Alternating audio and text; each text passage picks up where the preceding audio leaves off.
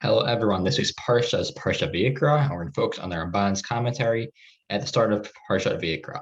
The Ramban writes to start off Sefer Vayikra. He describes how this Sefer is going to be all about the korbanot and the different avodot that are done in the Mishkan, and for future generations as well. The Ramban is describing how these actions are given to Bnei Israel specifically after they became a nation. The Ramban writes, after they were already had gone through this sense of Geula that we mentioned in Sefer Shmot. Now, Bnei Israel gathers together, and the Ramban writes, "V'kavod Hashem Asher maleh Mishkan, tzivau b'korbanot u'shmir Mishkan, shihu korbanot kapar lehen, v'lo yigarmu havanot l'sali kashchina."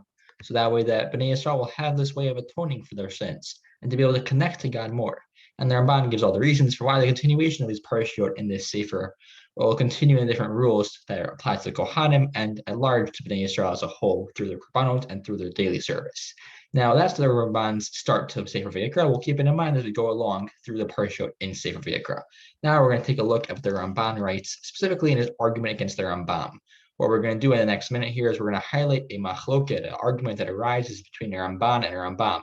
The Rambam writes in Mor Nevuchim, describing the reason for korbanot, and the Ramban dissents against his opinion. Ramban disagrees. We'll see it clearly inside. The Ramban notes that when it comes to the pasuk where you mentioned Reach Nichoach LaHashem, right? Vayikra Paragal pasuk Tet V'kirbo Harav Yerchatz Mayim V'kir Kohen Tekom HaMizbecha Ola Ishay Reach Nichoach LaHashem. The Ramban notes that this Ishay Reach Nichoach LaHashem will be something that is personal, that Bnei Israel is giving over to God. Now, what we're going to do over here is we're going to take a look at what the Rambam explains on this. The Rambam and Mor Nevuchim, the Rambam quotes him and describing the following. That's what the Ramban writes. However, he quotes the Rambam and Mor Nevuchim in the Sefer. Kitama korbanot bavor sheham mitzrim v'hakastim. The Mitzrim and the Kastim, two different nations. Asher hayu Yisrael garim betoshvim ba'artzam ma'olam. Hayu ovdim lebakar lutzon. These nations worshipped the cow and the cattle and the sheep. Ki mitzrim ovdim l'taleh, the lamb, v'hakastim ovdim l'shedim. Asher yiru lahem bitmotz erim. And they would worship these different animals and different deities, and they would deify them. The Rambam notes, the people of India, until nowadays, it still applies. 1,000 years ago, it applied as well. They would not sacrifice cows as they worship them. Now, the Rambam is noting that Bavor Kain, Bnei Israel specifically told to slaughter a pard, son, and aiz, all these different goats, sheep, oxen, cows, to show specifically that these three animals do not have any importance. They are not any significance, that it goes beyond them being an animal. There's no significance to them. And therefore, the Rambam says, the Shem HaNichbar, Kedei Yeshudea, Kedavar Shayu Choshim, Kehem Tachlit HaAver, Hu Asher Akrivu Labore. The Rambam thinks it's a way of correcting Bnei Israel's sins when they will be eventually, or when they will fall prey to Avodah Zarah, they'll have a way of rectifying it and veering them away from these paths of Avodah Zarah through the bringing of korbanot towards Hashem purely, Hashem HaNichbar. The Ramban dissents with this. The Ramban notes that this can't be the reason for the korbanot.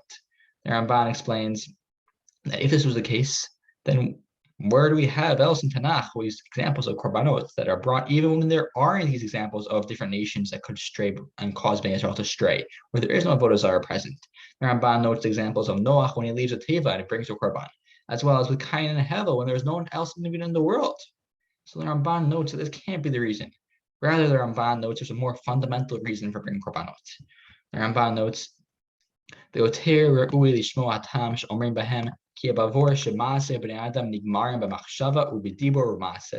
our actions are followed through our thought processes and through our actions itself, they carry out what's going on internally.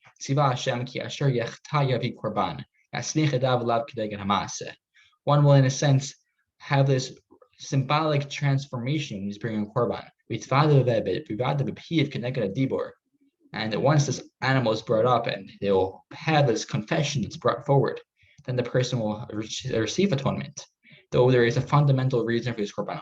The Ramban notes it's nothing to do with the Rambam says that it's to veer Bnei Israel away from the lures of Avodah Zarah.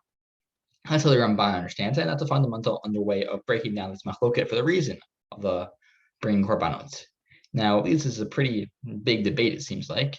And on face value, there's two opposing sides and a pretty deep chasm between them. But what's interesting is that the 19th century commentator on Chumash, Meshech Chochmah, writes that really we could resolve this seeming contradiction. The Meshech Chochmah describes that when the Rambam is writing this, his commentary and in the Moreh Nevuchim, the Meshech Chochmah notes that the Rambam is only saying this, that Bnei Yisrael was bringing the korbanot in order to veer them away from Avodah Zarah. This command was only given to them when there were bamot around. Bnei Yisrael was already in the midst of serving Avodah Zarah. But when there's a bit of mikdash, the Meshech Chochmah believes the Rambam's intention is to say that really Bnei Yisrael is offering the korbanot for fundamental reasons very similar to the Rambam's ideology for why we bring korbanot. I'll read a bit of this inside, and that will we conclude. So Meshech Chochmah writes, "Amora amar ki hu harchik lev ha'adam avodah zarah. Ramban v'siato amru ki hu l'karev kol kochot ha'olamot." That's the example we give, where the Rambam says it's in order to veer people away from avodah zarah, and the Ramban says that nope, it's for a purpose of allowing the Bnei Yisrael to connect to God. Now, Meshech Chochmah writes at this time in the 19th, I guess at this point it might have been the late or very early 20th century. He passed away in the early 1900s. Meshech Chochmah writes, "V'hu inyan elektri ruchani, asher befulot hakohen asag vot v'olamot shonim k'yadua." This is something that's electric, something that, in his words, it has to describe something that's going on here in a supernatural means, something that's beyond the normal way of understanding these things. Meshech Chochmah notes, as he goes through this entire analysis, that specifically in the cases where the Rambam notes that Bnei Yisrael are bringing korbanot to veer them from Avodah Zarah, it's only when the bamot, these platforms that existed, that Bnei Yisrael would serve God away from the Beit HaMikdash, when there was no concept of bringing the korbanot to the Beit HaMikdash or the Mishkan. And that will resolve the seeming contradiction.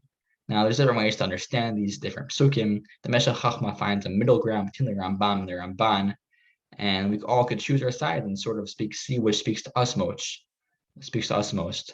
And from there, we can take forward and try to understand the deeper meaning behind this korbanot as the Ramban does in his understanding, and hopefully take it forward for his continuing parshut and Sefer Vayikra. Have a good Shabbos.